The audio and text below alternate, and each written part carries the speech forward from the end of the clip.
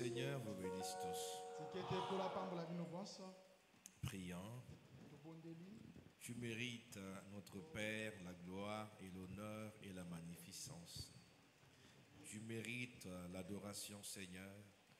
C'est pourquoi de tout cœur nous te disons nos sincères remerciements pour le don de la vie et aussi pour toute autre chose dont nous recevons de toi, Seigneur.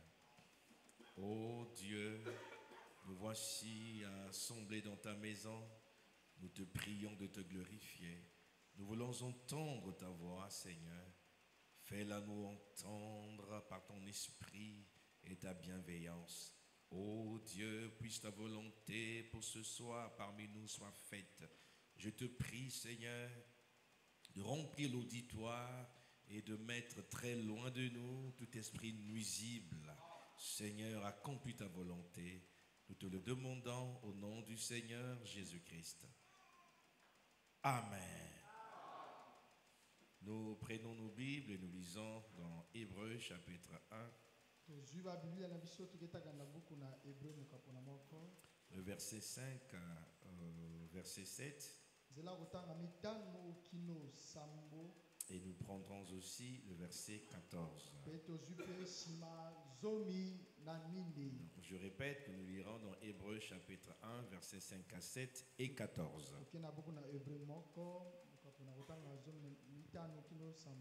Lisons donc au nom du Seigneur Jésus-Christ. Car auquel des anges Dieu a-t-il jamais dit: tu es mon fils, je t'ai engendré aujourd'hui. Et encore, je serai pour lui un père et il sera pour moi un fils.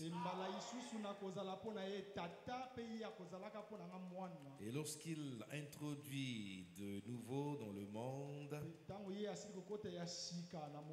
le premier-né, il dit que tous les anges de Dieu l'adorent. De plus, il dit des anges: celui qui fait de ses anges des vents et de ses serviteurs des flammes de feu.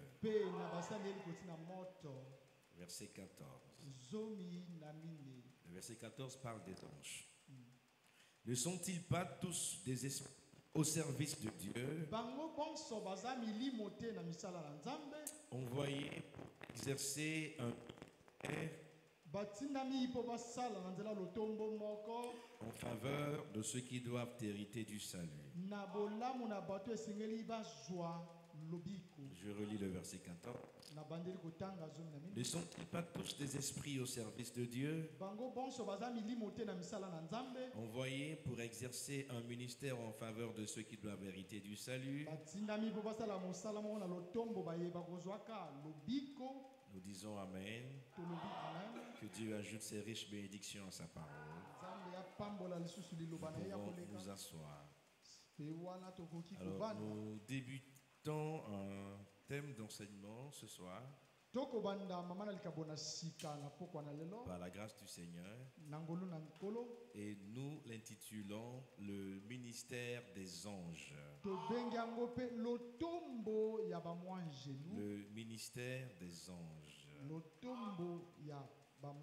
D'un point de vue administratif, le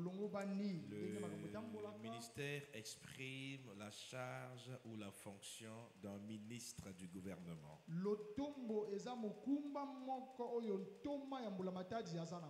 Et le ministère exprime aussi le bâtiment ou l'édifice au sein duquel le ministre du gouvernement exerce son ministère, exerce sa fonction.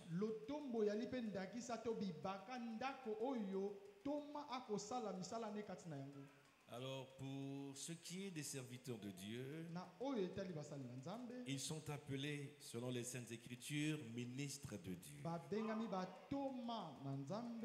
Alors, puisqu'ils sont ministres de Dieu, la fonction qu'ils exercent dans la maison de Dieu ou dans le royaume de Dieu s'appelle ministère.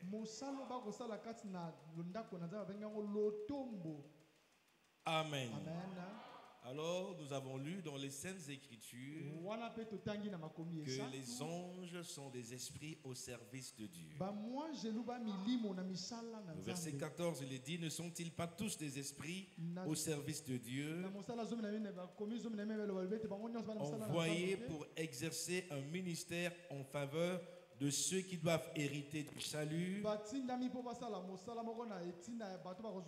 Et ceux qui doivent hériter du salut, ce sont les rachetés. Et donc Dieu envoie ses anges envers les rachetés pour exercer un certain ministère, pour rendre service selon l'ordre divin. Et jusque-là, est-ce que l'Église est avec moi? Je vais aller tout doucement pour que vous compreniez. Alors, avant d'aller plus loin dans cet enseignement, je voudrais relever quelques préalables. Je voudrais évoquer quelques points pour éviter toute confusion et toute mauvaise interprétation.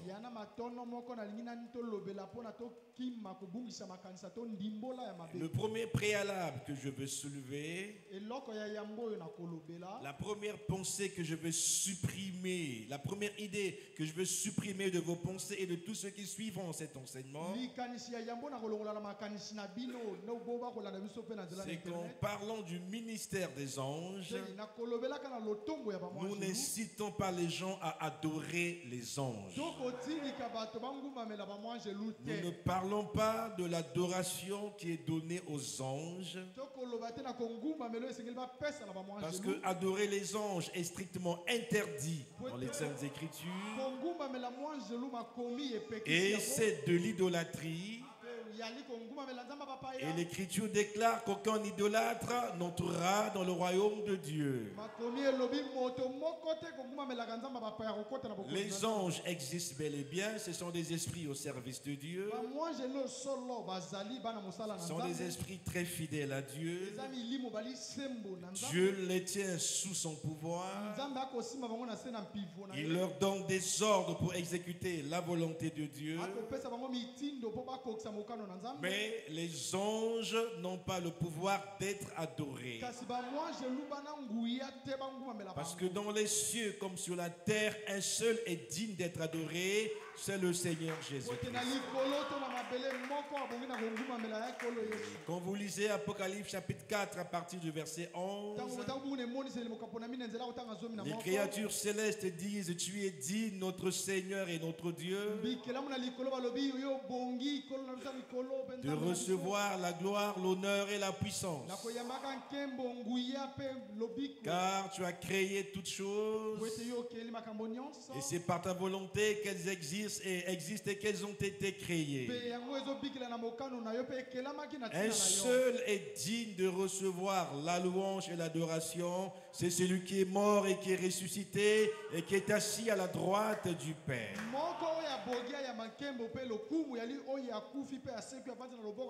Prenons rapidement quelques écritures pour étayer nos propos, pour appuyer ce que nous disons. Colossiens chapitre 2, versets 18 à 19. Colossiens chapitre 2, versets 18 à 19. Lisons au nom du Seigneur Jésus. Qu'aucun homme, sous une apparence d'humilité et par un culte des anges, ne vous ravisse à son gré le prix de la course, tandis qu'il s'abandonne à ses visions,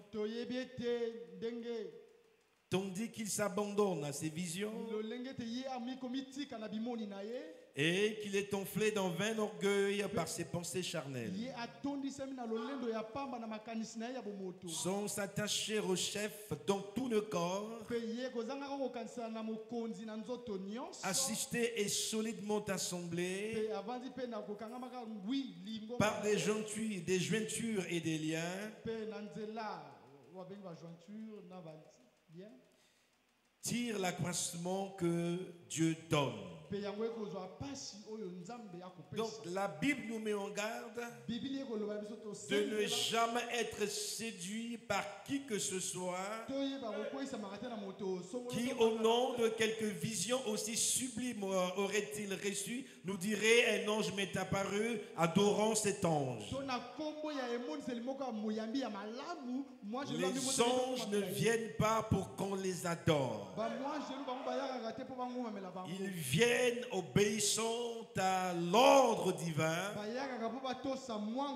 S'il y a un service à rendre, ils rendent service et ils repartent auprès de celui qui les a envoyés. Et aucun ange étant soumis à Dieu ne pourrait accepter une adoration. Si dans votre vision vous voyez un ange, un soi-disant ange, et qui vous dit de l'adorer, sachez-le que c'est un déguisement. Parce que Satan étant un démon, étant le chef des démons, se déguise en ange de lumière. Mais il n'est pas un ange de lumière parce qu'il est le prince du monde des ténèbres.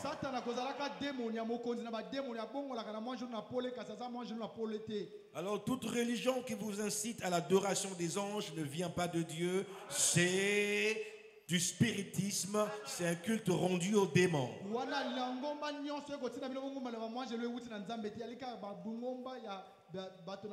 Dans Apocalypse chapitre 19, nous voyons ici un vrai serviteur de Dieu, Jean, à qui Dieu avait envoyé un ange pour lui montrer des choses à venir. Et cet ange révélait à Jean des choses extraordinaires, les choses cachées depuis la fondation du monde et qui devaient arriver jusqu'à la fin des temps. Les révélations étaient tellement grandes, l'ange était tellement glorieux que Jean, même Jean le prophète, a eu la tentation d'adorer cet ange. Mais comme les anges sont des esprits soumis à l'autorité de Dieu et qu'ils viennent auprès des hommes seulement lorsqu'ils sont envoyés par Dieu pour rendre un service particulier, après quoi ils doivent retourner à Dieu. Alors cet ange a rappelé Jean à l'ordre pour dire: ne m'adore pas. Apocalypse chapitre 19 versets 9 à 10. Apocalypse 19, 9 à 10. Lisons-le au nom du Seigneur Jésus-Christ. Et l'ange me dit: écris,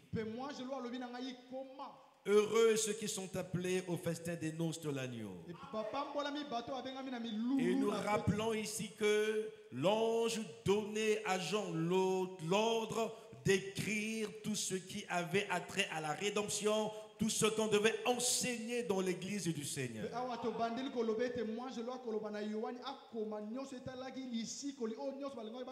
Mais lorsqu'on en est arrivé à ce qui n'avait rien à voir avec l'église épouse, ce qu'on ne pouvait pas enseigner dans l'église épouse, à savoir ce qu'on dit les sept tonnerres, il dit: scelle et n'écris pas. Mais lorsqu'il s'agissait des choses que l'église devait connaître, le même ange disait: écris, afin que les enfants de Dieu lisent.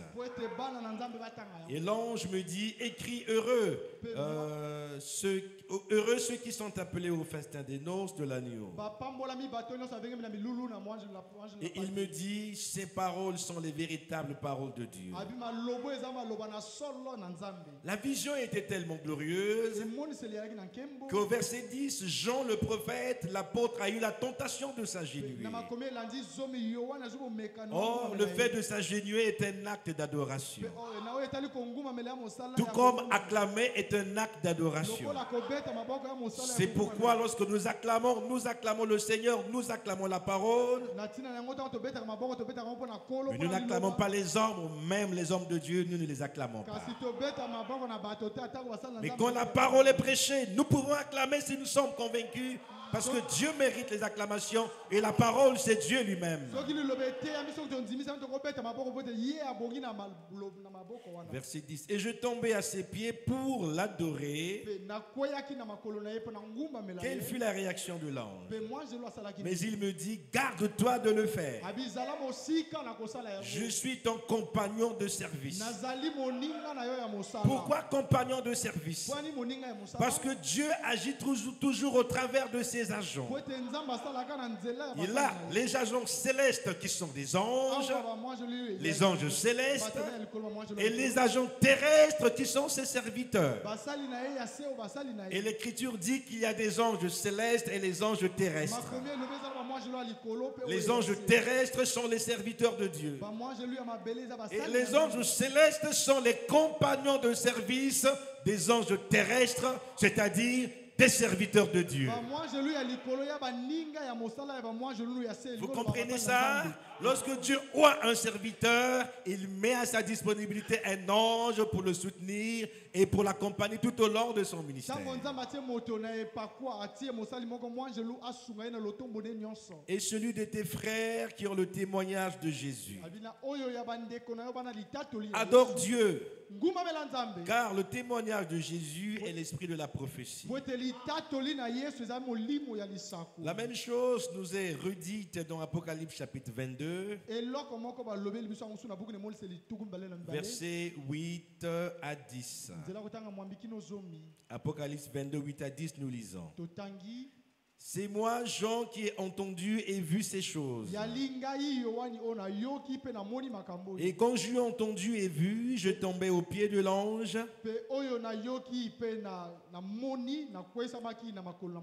qui me les montrait pour l'adorer. Mais il me dit, garde-toi de le faire. Je suis ton compagnon de service et celui de tes frères les prophètes et de ceux qui gardent les paroles de ce livre. Et nous faisons, nous, l'église du Dieu vivant, partie de ceux qui gardent les paroles de ce livre. Et donc les anges de Dieu sont qui pour nous? Nos compagnons de service. Selon l'écriture que nous venons de lire. Est-ce que vous comprenez ça? Ok. Adore Dieu.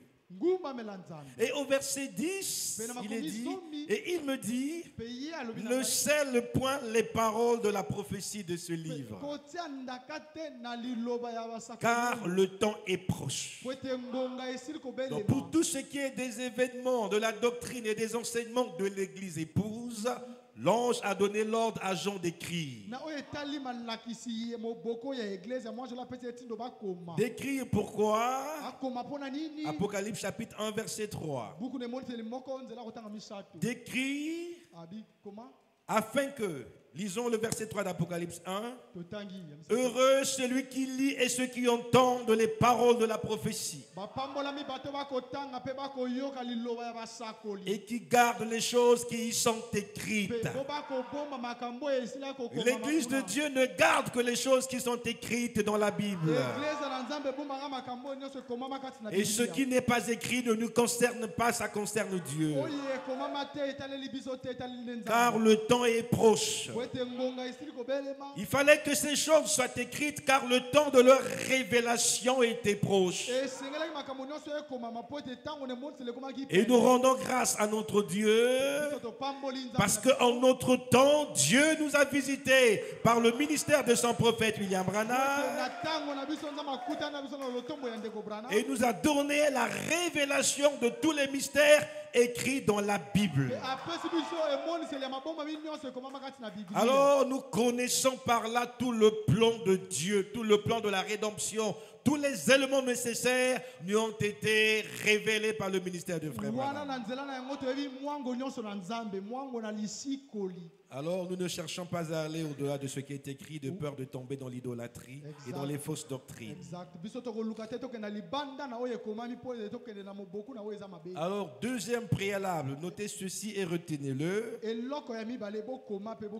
que tous les anges et toutes les puissances sont soumis à Jésus-Christ.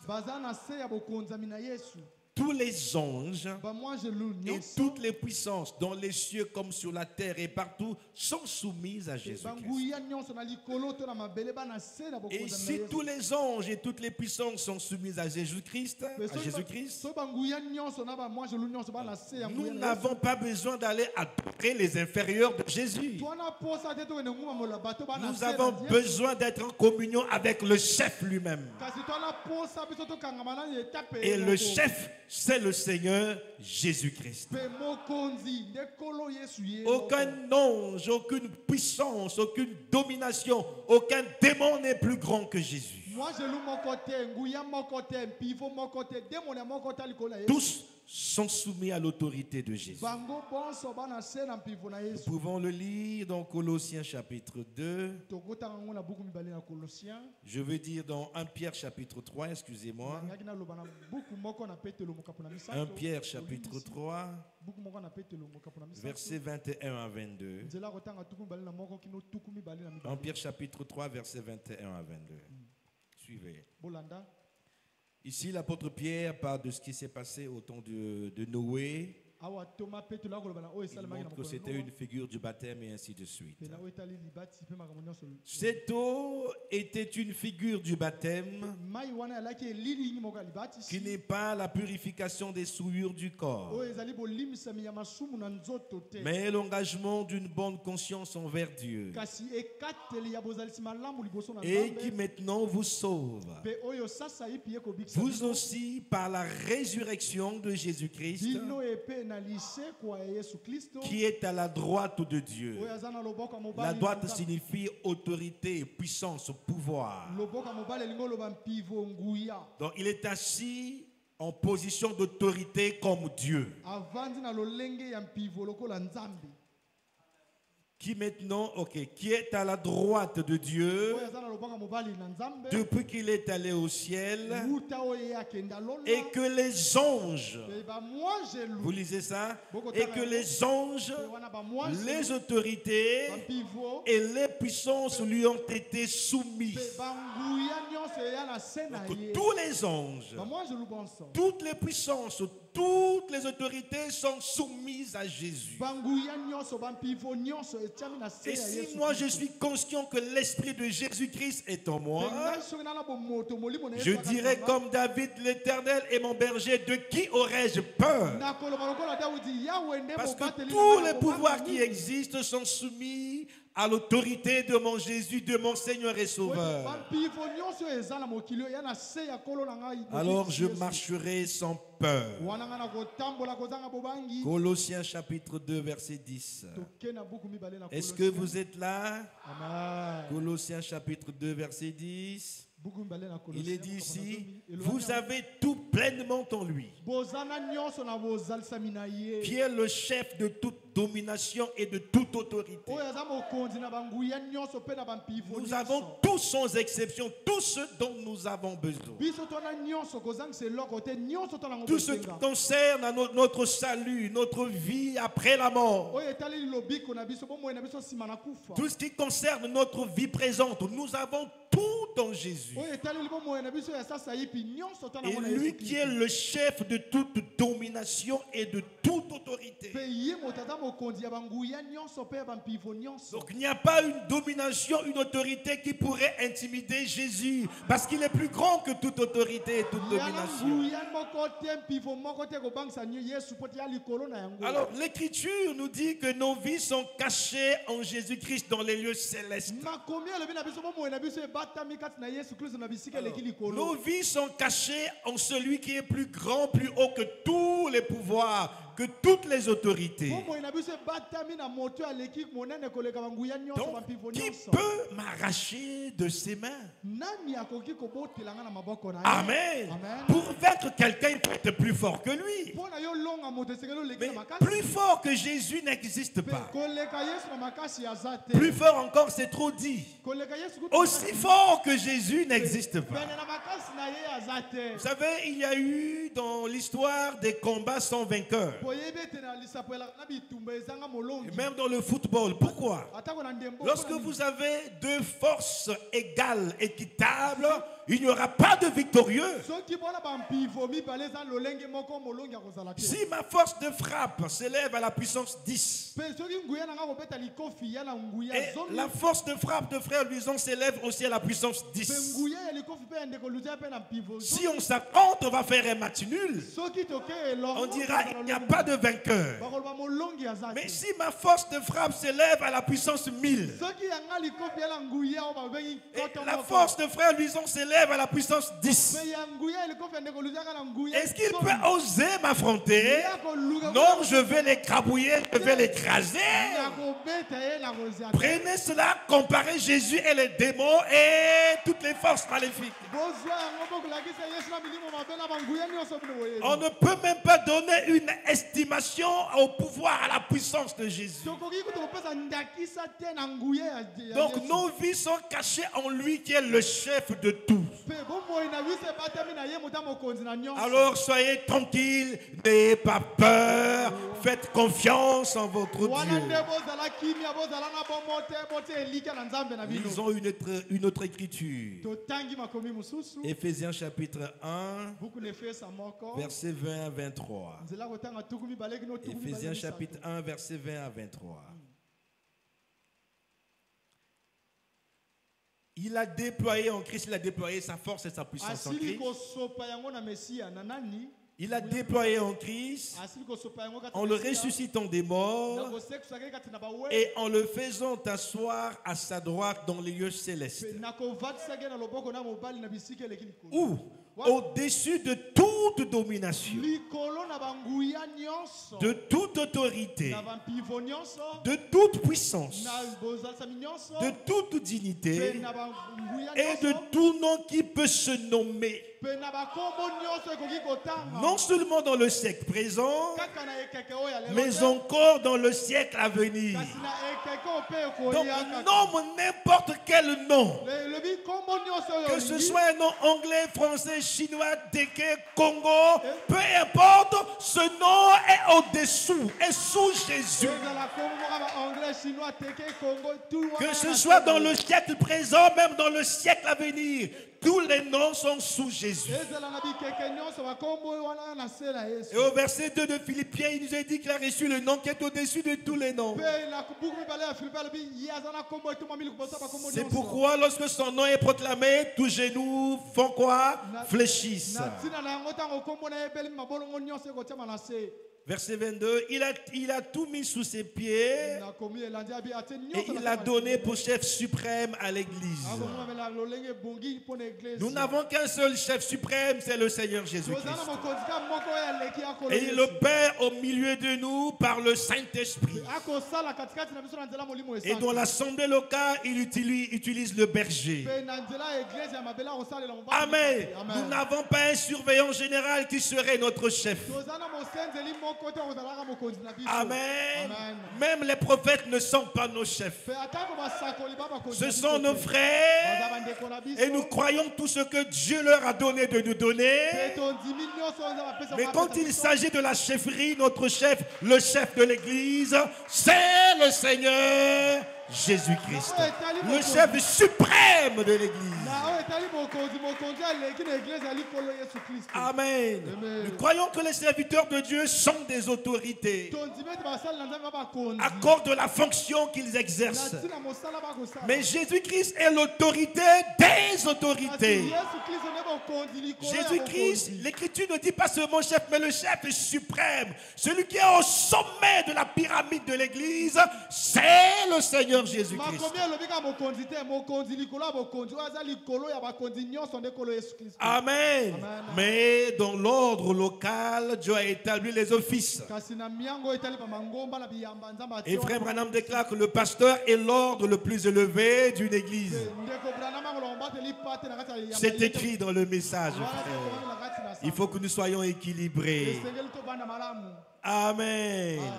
Qui est son corps? La plénitude de celui qui remplit tout en tous.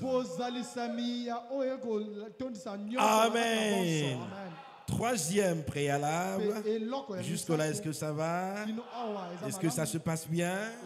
C'est pas compliqué, vous comprenez? Alors, troisième préalable.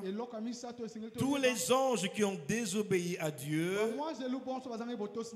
y compris Satan, seront jugés et jetés au feu. Amen. Il y a des anges qui ont désobéi à Dieu. On les appelle les démons. Et Satan est le chef de tous les démons.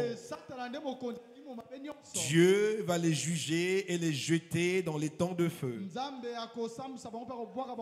Et il n'y a pas que eux, il n'y a pas que Satan et les démons qui vont aller en enfer. Iront avec eux tous ceux qui les adorent, tous ceux qui adorent les démons, tous ceux qui évoquent les esprits mauvais vont aller en enfer. J'ai dit ceux qui évoquent les esprits mauvais et non invoquent. On évoque les esprits mauvais, mais on invoque Dieu. Amen. Ok, lisons 2 Pierre chapitre 2 verset 4. 2 Pierre chapitre 2 verset 4. 2 Pierre 2, 4, lisons-le. Car si Dieu n'a pas épargné les anges qui ont péché, vous verrez ça dans Apocalypse 12, les anges qui ont désobéi à Dieu s'appellent les démons. Autrefois, avant la désobéissance, ils étaient des anges au service de Dieu. Et à partir de la désobéissance, ce sont des anges déchus. Ça veut dire les démons, ce qui veut dire tourmenteurs.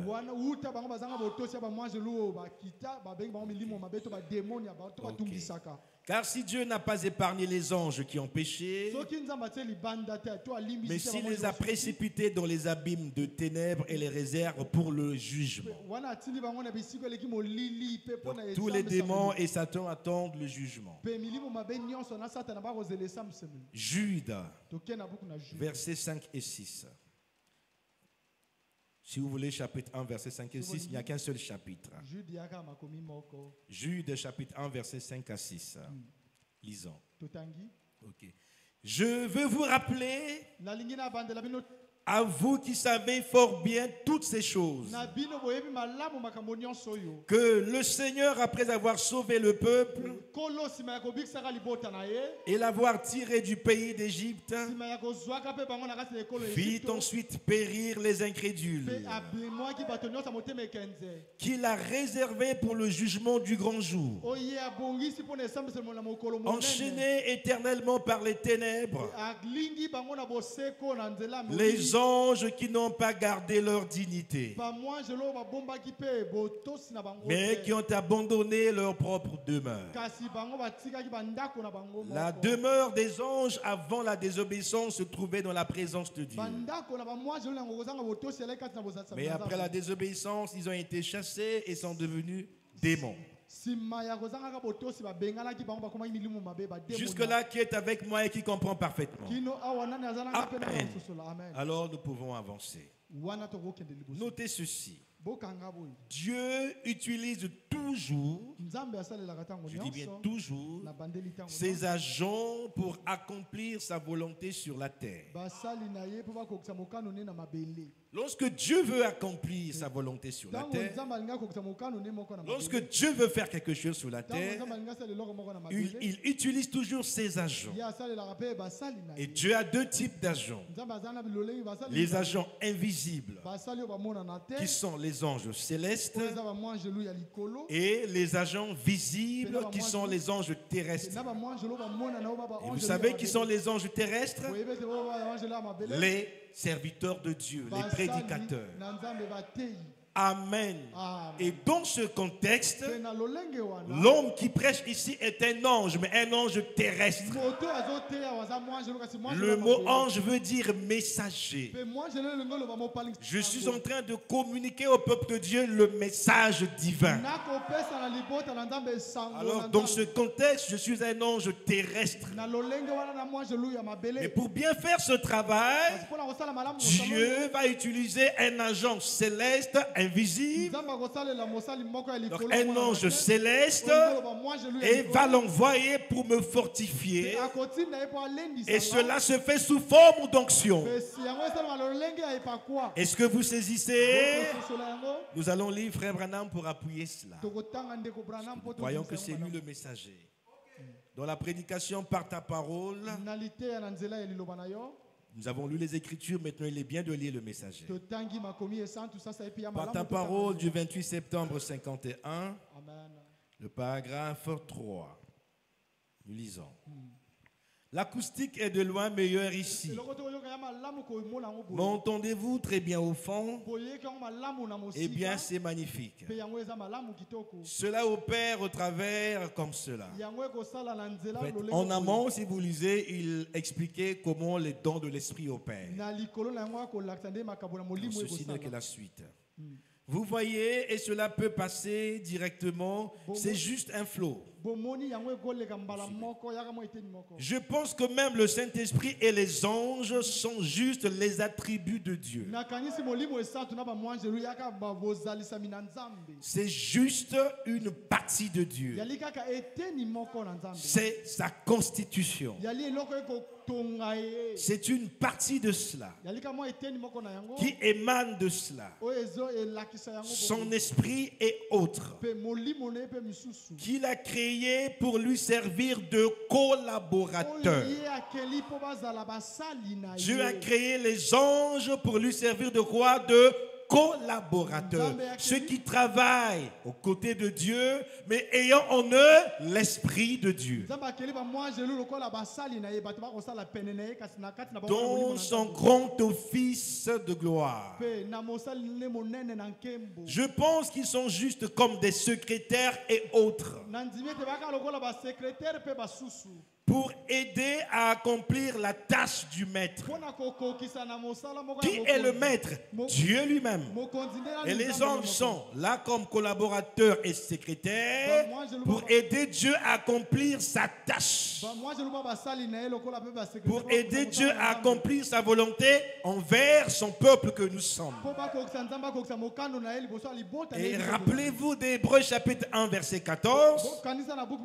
Où il nous a dit que les anges sont des esprits qui sont au service de Dieu en faveur de ceux qui doivent hériter du salut. Et ceux qui doivent hériter du salut, ce sont les sauvés, les rachetés que nous sommes. Et Dieu met les anges à nos côtés pour nous servir. En servant Dieu, nous bénéficions de ces services des anges. Et ils ne viennent que lorsque Dieu les envoie. Ils ne viennent pas quand toi tu les appelles. Toi tu ne peux pas appeler un ange parce que l'ange n'a aucun ordre à recevoir de toi. Étant soumis à Dieu, les anges ne reçoivent que les ordres de Dieu. Et si par hasard tu appelles un ange et il vient, sache-le que ce n'est pas un ange de Dieu, c'est un démon qui se déguise en ange de Dieu. Faites attention, ne tombez pas dans le piège des démons. Parce que Satan aime être adoré. Ok. Et ils viennent sur la terre pour nous. Nous qui? Les enfants de Dieu. Les gens de la terre. Je pense que nous devons être nés pour ces choses. Je le pense. Je pense que nous avons tous été baptisés dans le Saint-Esprit. Et nous sommes entrés dans le corps. Et ceci, Frère Branham le dit en rapport avec 1 Corinthiens chapitre 12, le verset 13. Et ensuite, nous devenons des fils. Mais alors après, il y a le placement des fils ou l'adoption des fils. Amen. Donc nous voyons ici que Dieu utilise ses anges comme collaborateurs, comme secrétaires, pour l'aider à accomplir une tâche envers le peuple de Dieu. De sorte que lorsque Dieu veut faire quelque chose, il va donner l'ordre à un ange et l'ange va être envoyé vers les enfants de Dieu. Mais suivez, je vais insister sur ça, les jours à venir, je le dis juste en passant. Lorsque les anges viennent, leur présence peut être visible ou invisible. Vous pouvez ne pas les voir, mais ils viennent. Tel que là nous sommes rassemblés au nom de Jésus, les anges sont avec nous. Vous ne les voyez pas, mais ils sont là. Amen. C'est pourquoi vous pouvez constater qu'à un moment l'atmosphère change. Quand l'atmosphère change, c'est que l'ange qui est venu est en action et vous sentez son influence parce que vous constatez et ressentez. C'est la présence de l'ange qui produit cela. Nous lirons les jours à venir, frère Branham, et vous comprendrez cela. Amen. Deuxième chose, vous devez savoir que tout le pouvoir qu'il y a dans le ciel, tout le pouvoir que Dieu a, accompagne le peuple de Dieu. Et parmi le peuple de Dieu, nous avons les serviteurs de Dieu et les enfants de Dieu. Tout le pouvoir que Dieu a, toute la gloire qu'il y a au ciel, accompagne toujours le peuple de Dieu. Y a-t-il le peuple de Dieu ici? Y a-t-il des enfants de Dieu ici? Alors, tu devrais dire Amen parce que ceci est une très très bonne chose. Ceci revient à dire que nous ne sommes jamais seuls. En quelque lieu où nous soyons, que nous soyons au travail, que nous soyons à la maison, que nous soyons au marché, que nous soyons en plein vol dans les nuages, que nous soyons à l'étranger, si tu es enfant de Dieu, si tu es fils de Dieu, si tu es fille de Dieu, sache-le que tout le pouvoir de Dieu qu'il y a au ciel t'accompagne. Parce que Dieu veille toujours sur ses enfants. Et si ton heure n'est pas arrivée, si jamais il y a crash, tu ne mourras pas. Et l'ange de Dieu va empêcher le crash. Parce que les enfants de Dieu ne rentrent pas à la maison avant le temps. Et là aussi, si Dieu le permet, vendredi ou dimanche, je vais livrer madame. Les enfants de Dieu rentrent toujours quand leur temps est arrivé. Mais avant le temps, aucun pouvoir de Satan ne peut vous faire quoi que ce soit. C'est pourquoi Dieu, envoyant Jérémie, a dit à Jérémie, ne les crains pas, n'aie pas peur. Ils te feront la guerre, mais ils ne te vaincront pas. Pourquoi? Car tout le ciel est avec toi. Car je suis avec toi pour te délivrer. Quand tu sors le matin pour vaquer à tes occupations, sois en paix, ne crains rien. Pourquoi? Parce que le ciel marche avec toi. Quand tu montes dans le bus, le ciel est avec toi. Quand tu montes dans le taxi, le ciel est avec toi. Même quand tu manges, le ciel est avec toi. Oh, je commence à me sentir bien. Alléluia. Lisons-le. Encore dans une autre citation de Frère Branham. Je crois que nous aurons le temps pour prier. L'épître aux Éphésiens est comparable au livre de Josué. C'est une prédication de 1960. Je lis du 6e au 8e paragraphe. Je crois qu'il y a des très bonnes choses ici. Lisons. enseigner la Bible, généralement, c'était un peu dangereux. C'était un peu, vous savez, comme de s'aventurer dans un terrain glissant, comme on dit. Et ce qu'il dit, il le tire des Saintes Écritures. C'est Paul qui dit que la Timothée ne permette pas qu'il y ait beaucoup d'enseignants dans l'Église. Car s'il y a plusieurs enseignants, il y aura plusieurs opinions. Amen. C'est ce que le prophète commente ici.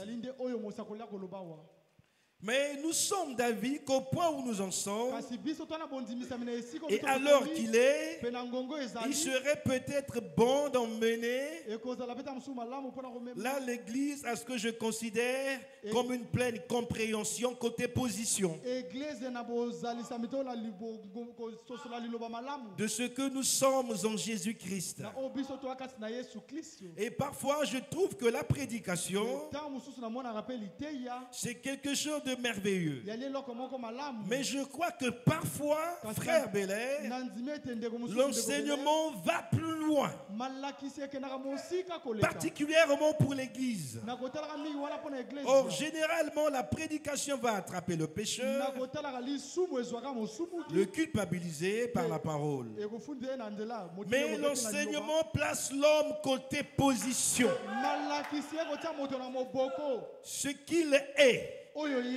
Et nous ne pourrons jamais avoir la foi correcte tant que nous ne saurons pas ce que nous sommes côté position.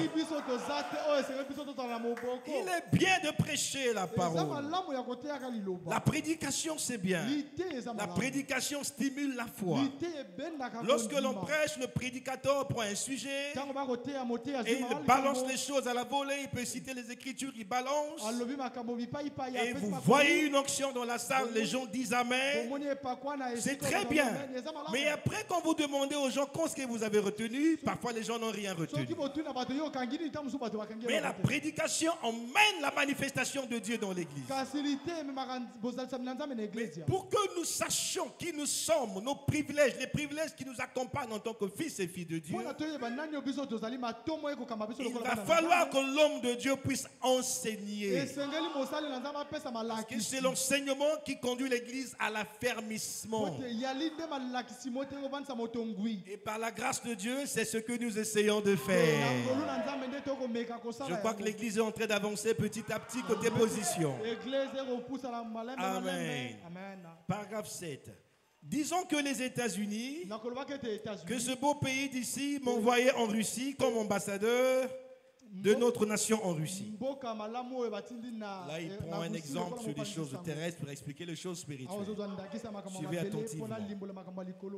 Alors, s'ils m'ont envoyé officiellement en Russie, tout le pouvoir que possèdent les États-Unis est derrière moi. Ma parole, c'est tout comme celle des États-Unis. Si j'ai été reconnu comme ambassadeur, souvenez-vous que l'apôtre Paul dit que nous sommes ambassadeurs de Christ.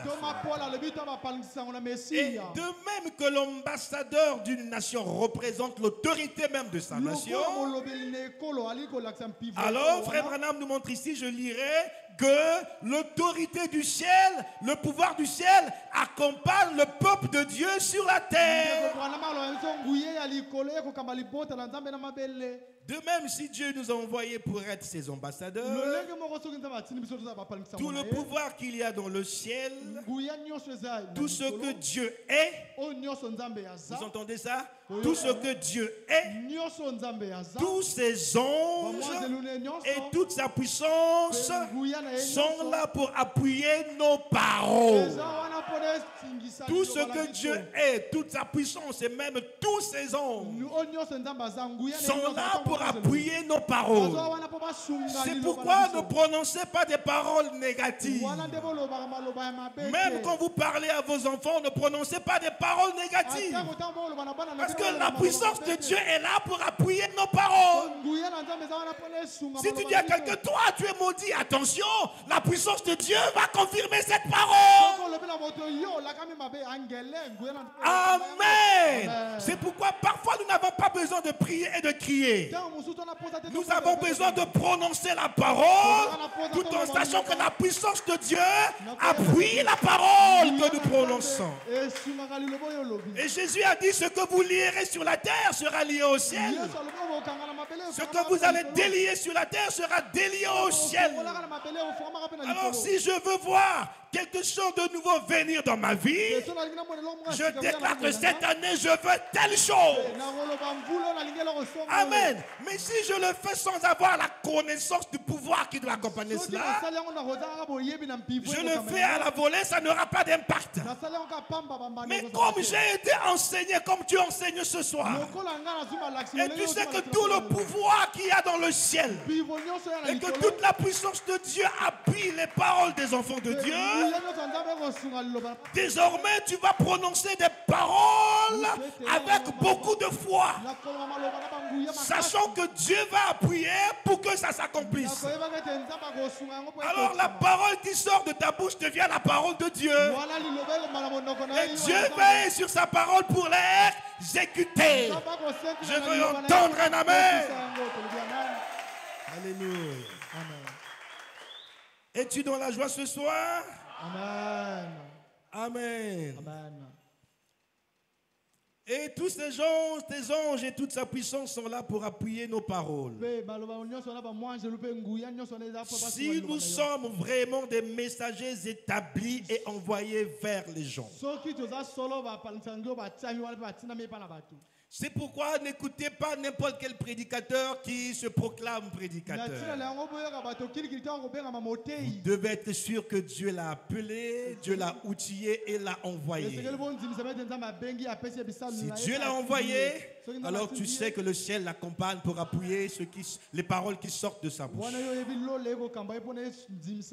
nous croyons ici qu'il n'y a pas de prédicateur aventurier. Et vous en avez les preuves, les témoignages. Dieu appuie. Ok. Pour honorer la parole. Car il a si solennellement écrit: tout ce que vous lirez sur la terre, je le lirai dans le ciel. Tout ce que vous délirez sur la terre, je le délierai dans le ciel. Et je te donne les clés du royaume. Oh, quelle glorieuse promesse il a faite à l'église. C'est une glorieuse promesse. Je suis au dernier point et nous allons prier. Nous sommes qu'à l'introduction ce soir. Très souvent, dans notre marche avec Dieu, il nous arrive souvent d'avoir des besoins. Quant à certains besoins, nous avons la capacité naturelle d'en trouver la solution. Mais il y a des besoins devant lesquels nous sommes incapables de trouver la solution. Par exemple, je peux avoir soif d'eau. C'est un besoin naturel. Mais si j'ai soif, je peux m'acheter de l'eau. Et alors, je vais boire l'eau. Ma soif est assouvie.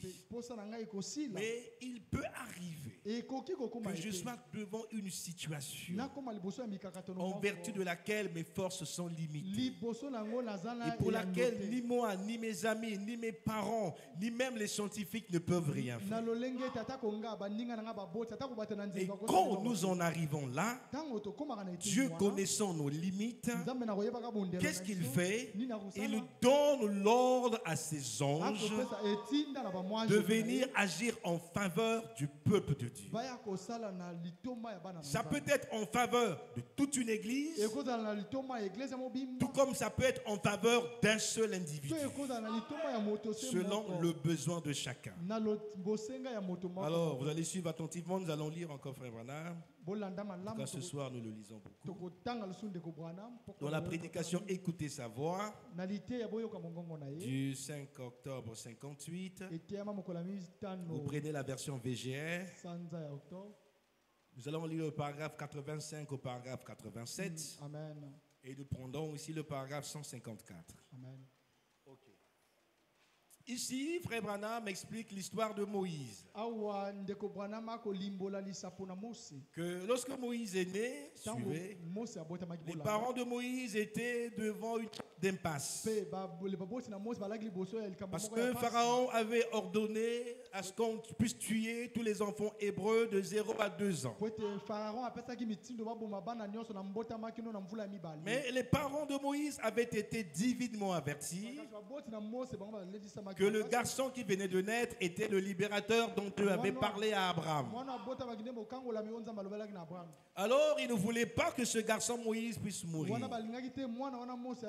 Alors, Dieu va les conduire, va les inspirer de mettre l'enfant dans une corbeille imbibée de bitume et ils vont aller placer cet enfant sur le Nil. Là où il y avait des crocodiles, des alligators. Là où en fait se trouvait la mort. Parce que qu'est-ce qui s'est passé? Lorsque l'on tuait les enfants hébreux, on les jetait dans le Nil. Et donc les crocodiles étaient habitués pendant cette période à la chair humaine des bébés. Et c'est là où se trouvait la mort que l'enfant Moïse va être jeté. Parce que les parents se trouvaient dans une situation où ils ne pouvaient pas garder cet enfant. Mais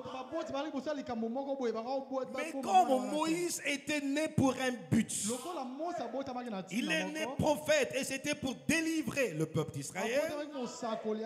Rien ne pouvait le tuer avant le temps parce que tout le pouvoir du ciel était avec lui-même étant bébé. Vous avez compris? Maintenant nous pouvons lire, revenons à la citation. Paragraphe 85. Les vieux alligators, ils étaient devenus tout gras. Ceci, c'est pour les petits enfants. Ils étaient devenus gras à manger ces petits bébés-là. Il y avait des vieilles femmes au nez crochu, des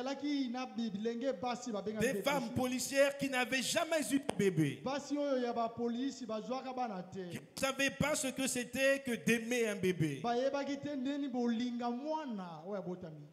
Eh bien, elles allaient là-bas, elles prenaient les petits bébés et elles les tuaient, puis elles les jetaient dans le fleuve.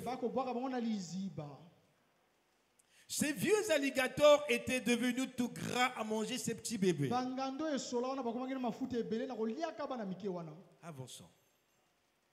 Et pourtant, Dieu a mis à cœur à cette mère d'installer son bébé dans les bras même de la mort. Le bébé Moïse est envoyé dans les bras même de la mort, là où même se trouvait la mort. Si les alligators ne le tuaient pas, c'est l'eau, le courant de l'eau qui pouvait tuer le bébé. Okay. C'était un type de Christ, vous le voyez, n'est-ce pas? Il s'est jeté dans les bras même de la mort. Avançons. Et tous ces vieux alligators s'approchaient de tout ce petit panier qui descendait le fleuve. Savez-vous pourquoi ils ne pouvaient pas manger ce petit bébé-là? Il y avait un ange posté là. Ces crocodiles ont mangé beaucoup de bébés. Mais ce bébé qui était là était un bébé différent. Il avait une destinée différente. Et le ciel l'accompagnait. Et l'ange du Seigneur accompagnait le bébé. Et je veux te dire ce soir que tu n'es pas n'importe qui. Même si les méchants, les sorciers ont détruit la vie de tes frères, de tes soeurs, mais toi tu es une autre personne. Toi tu appartiens à Dieu. Tu appartiens au ciel. Ils peuvent essayer quand ils viennent la nuit. L'Écriture déclare que celui qui veille sur nous ne dort ni ne sommeille. Ils peuvent se déguiser en ce qu'ils veulent, mais quand ils viendront, sur ton chevet, l'ange de Dieu se tient là. Ils vont voir la lumière. Si c'est des gens qui te connaissent, ils vont dire, ah, mon qui est pas mauvais. Azapambate, Azangi de quitter. Si quelqu'un te dit aux Apambate, réfléchis un peu pourquoi il dit ça. Peut-être qu'à Koutana, il a vu que le pouvoir qui te garde est plus grand que son petit fétiche. C'est vrai, Naza Pambate, Pambake Moteve, le ciel Makamouke Pambave, Moukenampebe Longo, et le ciel m'accompagne. Ta petite sorcellerie ne peut rien contre moi.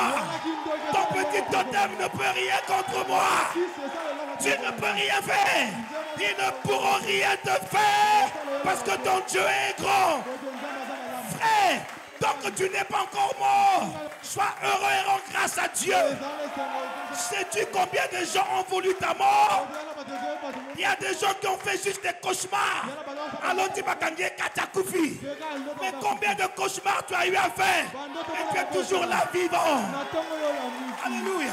Ceux qui cauchemaraient, n'a pesé yango. Tous ont pesé ma cauchemar. Tous ont pesé ma mauvais sort.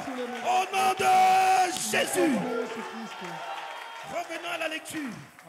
Gloire, oh, je me sens très bien. Savez-vous pourquoi il ne pouvait pas? Pourquoi il ne pouvait pas manger ce petit bébé? Il y a un ange posté là. Il y avait un ange posté là. File d'ici. L'ange disait au crocodile, ne viens pas. Celui qui est là, c'est un protégé.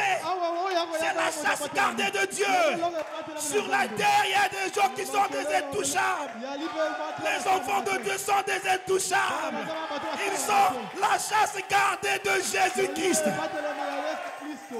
Si tu veux voir de quel bois je chauffe, essaie de me toucher. Mon Dieu se lèvera contre toi. Tu ne pourras pas t'en sortir. Pourquoi Dieu donne ordre à ses anges de veiller sur son peuple?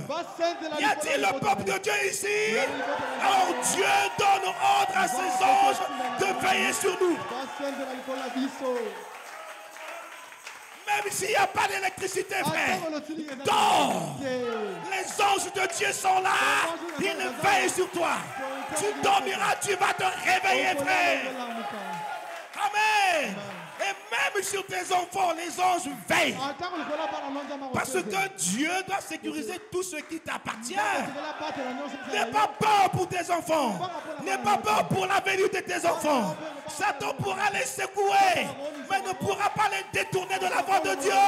Parce que Dieu veillera jusqu'à ce que le plan de Dieu s'accomplisse pour tes enfants.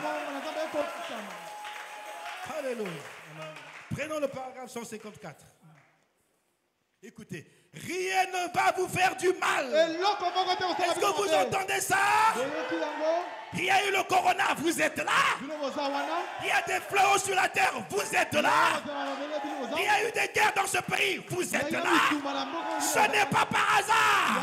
C'est parce que les anges de Dieu veillent. Même là où il y aura les ébus, les balles, l'ange de Dieu fera que fier qui. Tu ne comprends pas comment tu as échappé. Alléluia. N'ayez pas peur de prendre Dieu au mot. Détendez-vous simplement et ayez la foi. Ma soeur, ne stresse pas. Mon frère, ne stresse pas. Détends-toi. Soyez toujours joyeux. La victoire est de notre côté. Soyez toujours joyeux. Détendez-vous simplement et ayez la foi et croyez. Il veille sur vous. Votre Dieu veille sur vous. Suivez ceci. Ça j'aime bien. Il désintégrera. Non, tu interprètes mal. Akobonza. Akopanza. Akobebisa.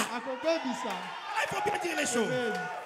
Il désintégrera tout ce qui cherche à vous faire du mal. Si quelque chose cherche à vous faire du mal, Dieu va désintégrer ça. Amen. Amen. C'est le cause des tombes contre toi. Dieu va les désintégrer. C'est eux qui vont descendre dans la tombe. C'est le cause des tombes contre tes enfants.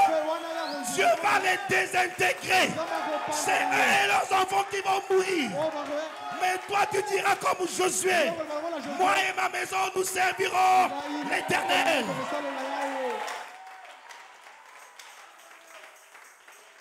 Oh, ça pourrait vous attaquer, mais ça ne peut pas vous faire du mal. Satan est un menteur. C'est une abeille qui a perdu son aiguillon à la croix. L'aiguillon est resté sur Jésus. Il peut vous donner. N'aie pas peur, il ne te fera rien. Ça pourra vous attaquer, mais ça ne vous fera rien. Même si tu souffres d'une maladie incurable, elle ne va rien te faire. Et si tu le crois pendant que je prêche, reçois la guérison. Sois guéri au nom de Jésus-Christ. Alléluia. Oh, ça pourrait vous attaquer, mais ça ne vous fera pas de mal. Car toutes choses, il permet qu'elles arrivent. Il ne peut pas en être autrement. Car elle concourt au bien de ceux qui aiment le Seigneur. Toutes choses concourent au bien de ceux qui aiment Dieu. Même quand ça paraît compliqué, ça ne te fera pas de mal. Aucun mal ne peut vous atteindre. Alléluia. Est-ce que l'église de Dieu est ici? Aucun mal ne peut nous atteindre. Parce que Dieu a mis à notre disposition ses anges, son pouvoir. Tout le ciel nous accompagne. Et ce soir, je peux dire que nous sommes environnés des anges.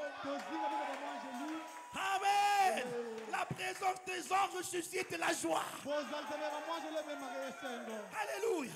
Remarquez quand vous venez à l'église, tu es encore dans les pensées charnelles. Tu as connu beaucoup de choses. Mais lorsque l'ange commence à agiter le prédicateur par l'onction, le sourire commence à se dessiner. Tu n'avais pas envie de rire, mais là, regarde, vous êtes en train de rire. Amen. C'est l'influence des anges. Quand vous venez à l'église, soyez heureux. Dès que vous entrez là, le mal reste dehors. C'est pourquoi l'Écriture déclare, ne fouillez pas vos assemblées. Oh, qu'il est beau, qu'il est doux pour des frères de demeurer ensemble. Car c'est là que Dieu envoie la bénédiction, la vie pour toujours. Quand nous sommes ensemble, remarquez, lorsque Dieu veut me faire du bien, il envoie un ange vers moi. Il envoie un ange vers Luison. Et quand nous nous assemblons, il envoie des anges. Onction est comme Makassi. L'union fait la force. Nous fouillons jamais les cultes. Que ce soit mercredi, que ce soit vendredi, que ce soit dimanche. À chaque jour suffit sa peine. Et les cultes ne se ressemblent pas. Il n'y a pas un culte où les anges ne descendent pas. Amen. Comme le culte commence à 16h30, dès qu'il est 16h30, même avant que le modérateur ne monte, l'ange vient. Pendant que vous préparez le culte naturellement, l'ange aussi vient préparer l'aspect spirituel du culte. Amen. Il regarde combien de malades y aura-t-il aujourd'hui, combien des affligés y aura-t-il, et il donne l'onction conformément à ce qui va être là comme problème. Et ce soir, il y a suffisamment d'onction pour délivrer, suffisamment d'onction pour guérir, suffisamment d'onction pour bénir. Que Dieu vous bénisse.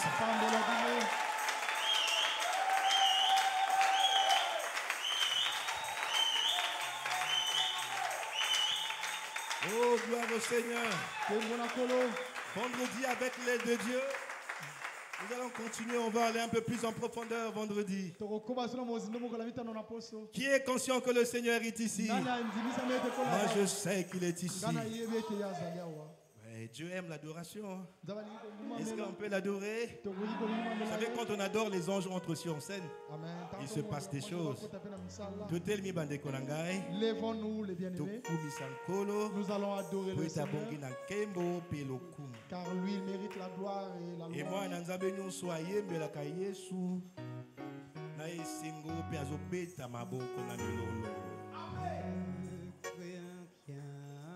Je t'aime. Donc, toutes ces louanges, dans une méditation après. Louange d'abord. On glorifie le Seigneur. Nous sommes dans la joie parce que nous sommes conscients que les anges sont avec nous.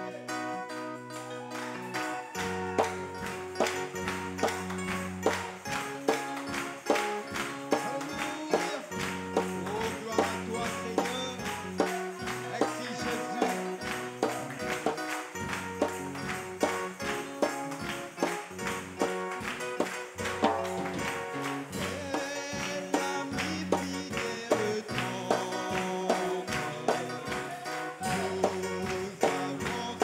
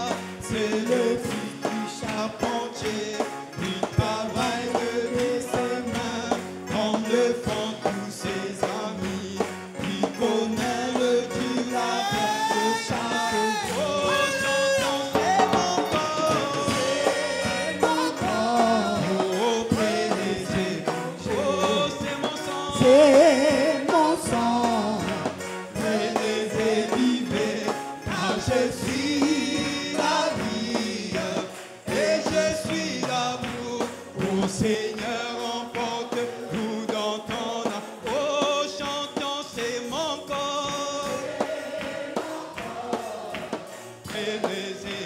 Oh, c'est mon sang, prenez et vivez, car je suis la vie et je suis l'amour. Oh Seigneur, emporte-nous dans ton amour.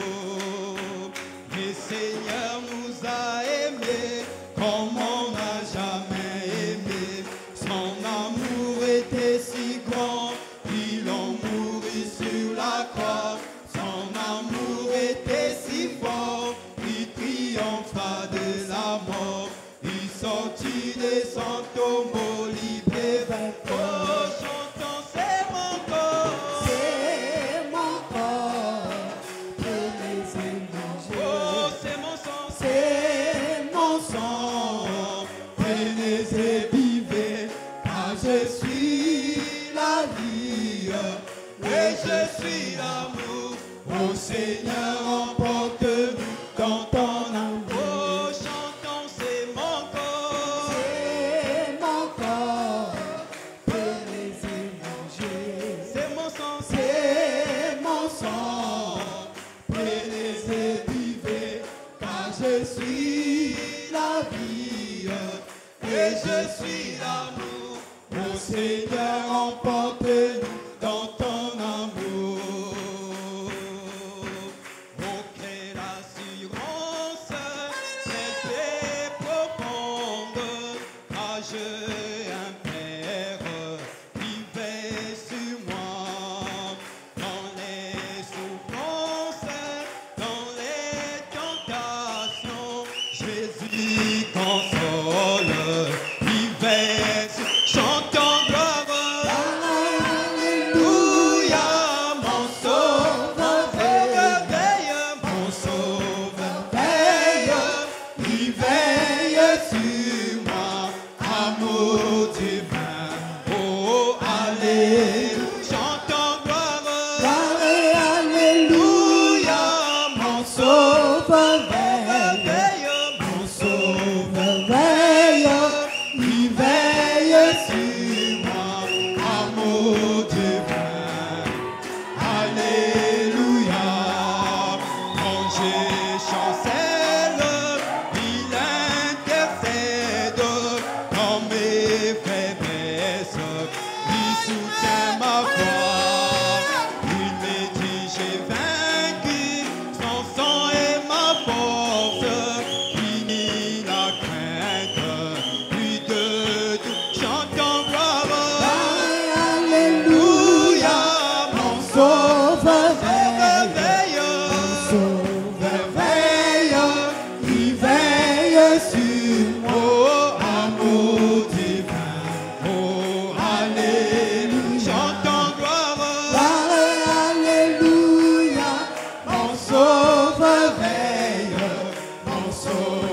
veille, il veille sur moi, amour divin, oh, alléluia.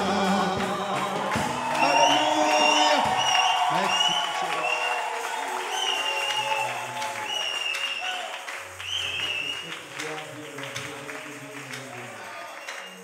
Dépend de cette joie vient de la présence de Dieu.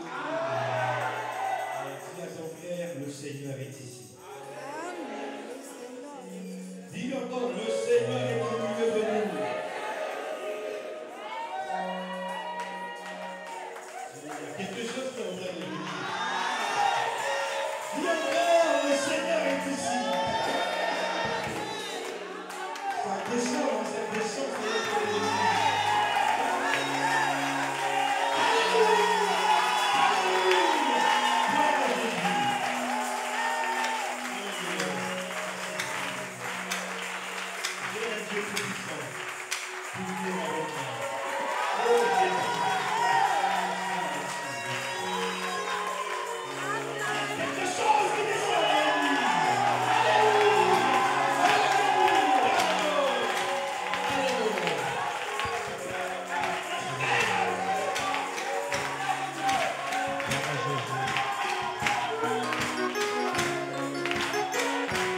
j'ai un Dieu tout-puissant.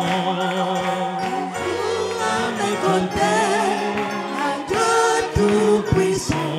À mes côtés, à mes côtés. Oui, j'ai un Dieu tout-puissant.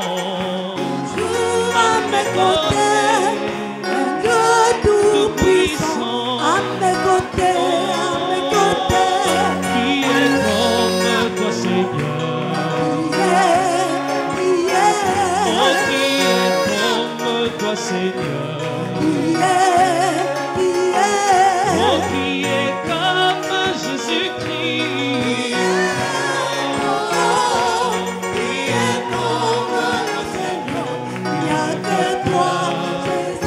Oh, qui est comme toi, Seigneur?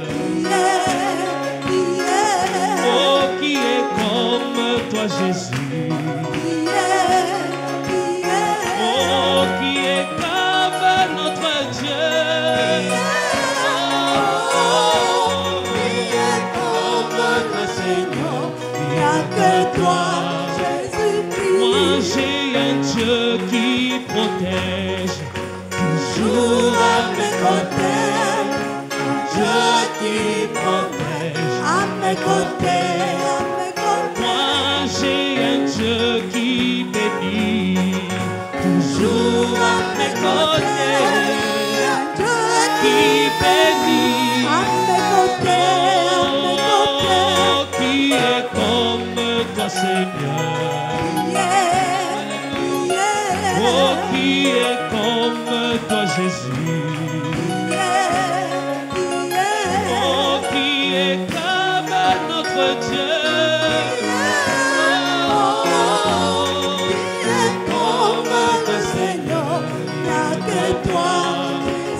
Oh, qui est comme mon Jésus?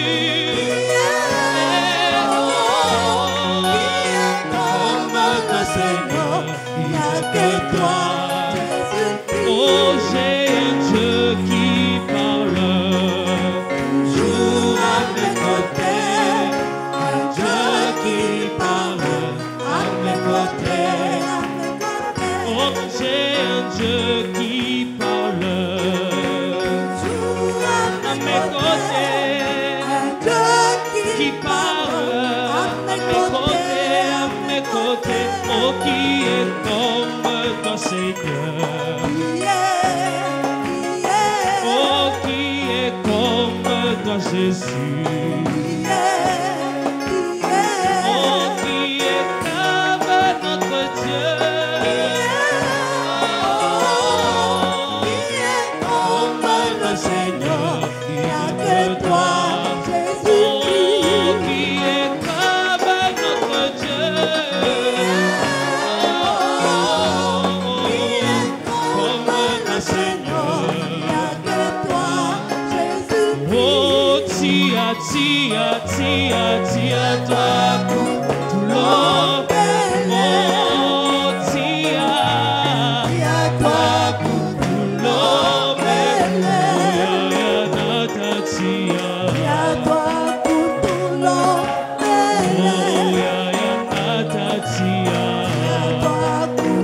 Oh,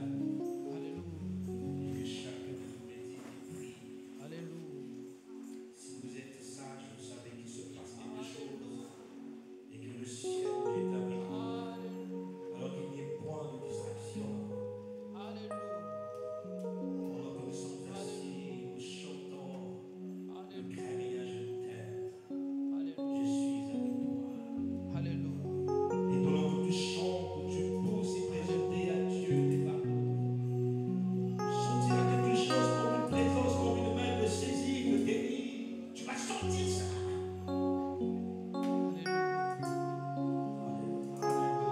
Il va venir juste là où tu es.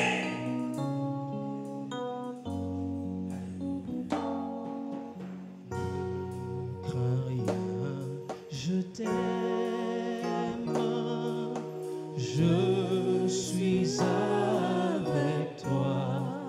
Promesse,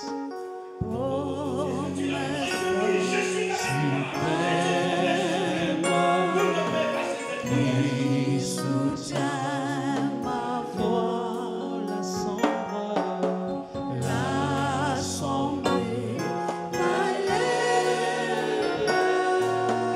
n'a plus de terreur.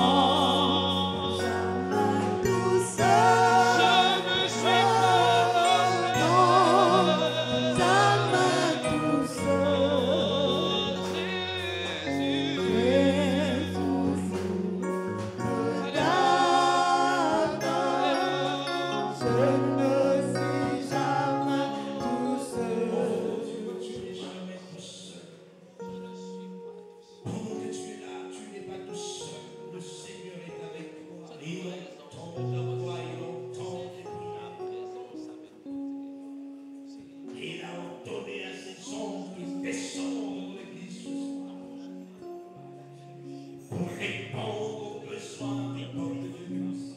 Les anges sont là, même si tu ne les vois pas. Une forte onction du Saint-Esprit a été répandue ce soir. Pour répondre aux besoins du peuple. Et crois-le que tu ne repartiras pas avec ton besoin ce soir. Il y a suffisamment d'onction pour donner la solution à n'importe quel problème. Et si tu avais besoin d'un miracle, désire-le, prononce ton miracle alors que nous sommes sous la puissance du Saint-Esprit. Demande ce que tu veux, demande ce miracle pour toi ce soir. Je te rassure que tu l'auras maintenant même. Le Seigneur va le faire si tu crois. Il a dit, ne t'ai-je pas dit que si tu crois, tu verras la main de Dieu. Y a-t-il quelqu'un qui croit ce soir? Demande ce miracle dont tu as besoin.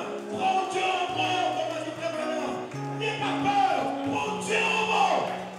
Il a dit, si vous demeurez en moi, et que mes paroles demeurent en vous, demandez ce que vous voudrez, et cela vous sera accordé.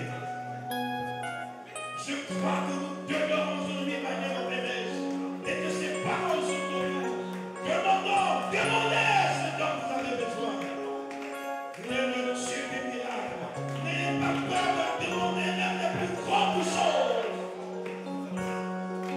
Notre Dieu n'est pas incapable. Notre Dieu est capable. En tout cas, mon Dieu est capable. Je le connais. Je sais qu'il m'a pris. Je sais ce qu'il peut faire et ce qu'il fait.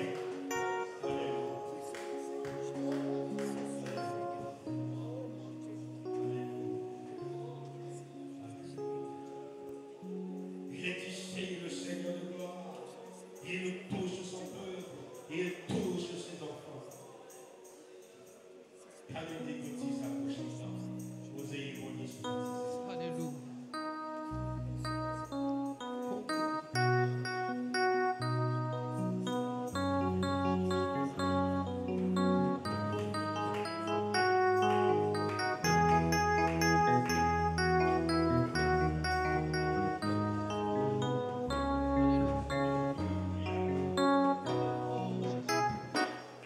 Onde vou isso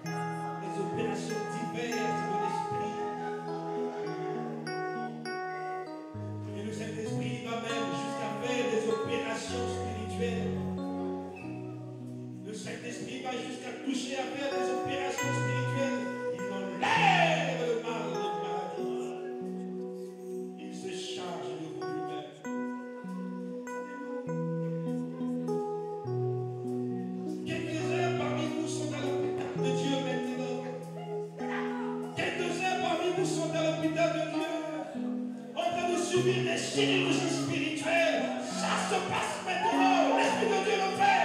Alléluia. Alléluia. Alléluia. Alléluia. Alléluia. Oh là là. Je sais plus. Le ministère des anges est réel. La présence des anges est réelle. Ils sont là ce soir, les anges. Et ils opèrent.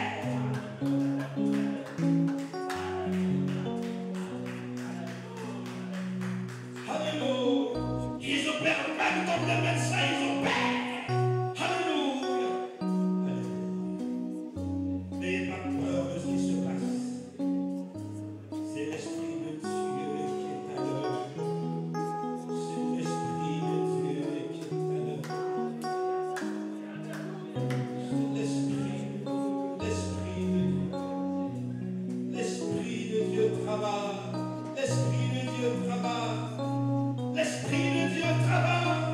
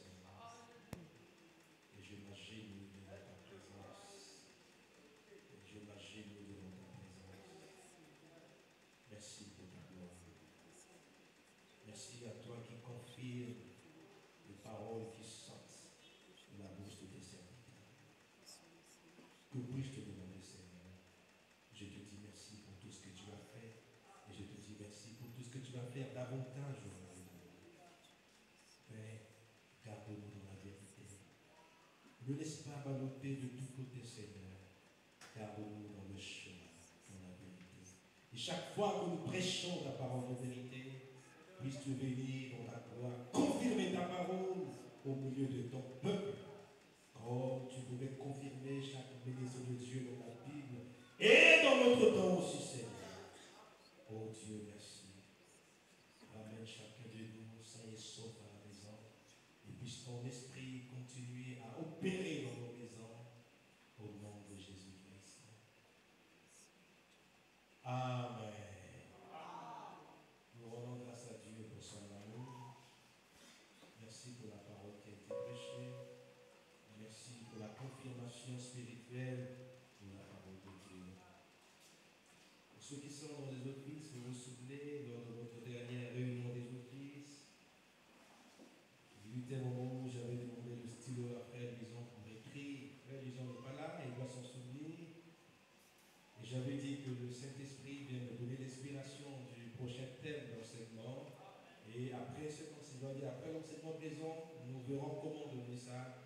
En fait, ce que vous avez écouté, c'est ce que j'écrivais ce jour. Et Dieu devait confirmer parce que c'est sa parole, c'est sa parole. Que le nom du Seigneur Jésus-Christ soit glorifié. Nous allons continuer un peu plus profondément vendredi et dimanche. Je n'ai pas besoin de vous dire de ne pas manquer vendredi. Je crois que vous avez compris que celui qui est sage ne manque pas. Revenez, continuons à avancer avec Dieu. Il y a une chose, quand l'Esprit de Dieu me saisit efficacement, je me sens faible comme si j'ai été vidé de toute mon énergie. Et quand c'est comme ça, aussitôt, j'aime rentrer à la maison. Quand je vais à la maison, ma femme sait, je ne dors pas, je fais l'insomnie. En fait, mon esprit reste dans l'alerte pendant des heures. C'est pourquoi après, quand l'onction me saisit de la manière, je souhaite que les gens ne voient pas la fête. Parce qu'en fait, on a la polar. Vous sentez ce que je veux dire? Comme si j'ai perdu beaucoup de choses et je me sens faible comme un bébé. Donc voilà, je crois que chacun, tous ceux qui étaient connectés à l'esprit, ne sortent pas d'ici. Oh, si Dieu pouvait vous ouvrir les yeux, ne fût-ce que pendant 5 minutes. Vous connaissez pas, mais parce que c'est trop. Il se passe que si j'explique tout, vous allez dire qu'il dit n'importe quoi. Ça peut paraître n'importe quoi, mais ça s'accomplit sous nos yeux. Est-ce qu'on peut acclamer pour la gloire de Dieu? Pas pour la gloire, pour Jésus.